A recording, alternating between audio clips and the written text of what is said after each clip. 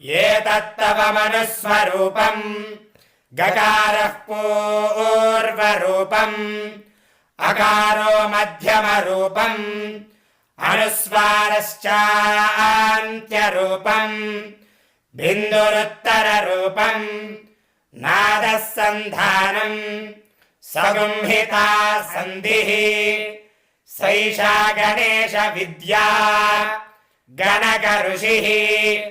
निषृद्गायत्री छन्दः श्रीमहागणपतिर्देवता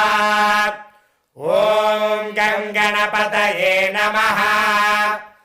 एकदन्ताय विद्महे वक्रतुण्डाय धीमहि तन्नो दन्तिः प्रचोदयात्